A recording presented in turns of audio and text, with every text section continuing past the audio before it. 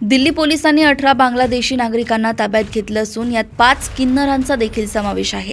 भारतात राहण्यासाठी या 5 बांगलादेशी नागरिकांनी चक्क लिंग परिवर्तन शस्त्रक्रिया करून किन्नर बनून राहण्याचा मार्ग निवडला।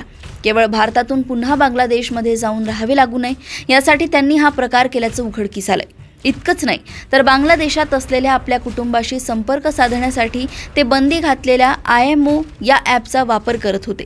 पोलिसांनी या लोकांकडून 7 फोन जप्त केले आहेत। दिल्लीच्या अशोक विहार परिसरात पोलिसांनी ही कारवाई केली आहे। बेकायदेशीररित्या भारतात राहणाऱ्या बांगलादेशी नागरिकांना मोहीम सुरू असताना पोलिसांनी या भागात काही बांगलादेशी नागरिक लपून राहत असल्याची माहिती मिळाली।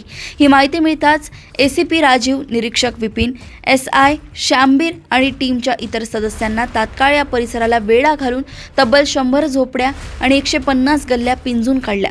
तपासात पोलिसांनी 5 तृतीयपंथींना देखील पकडले। हे लोक रेड लाईट एरिया आणि इतर भागांमध्ये लोकांकडून पैसे मागण्याचे काम करत होते।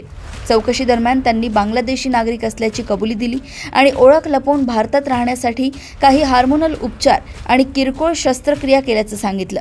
या सगळ्यांना आता पोलिसांनी ताब्यात घेतलं असून त्यांची चौकशी सुरू आहे।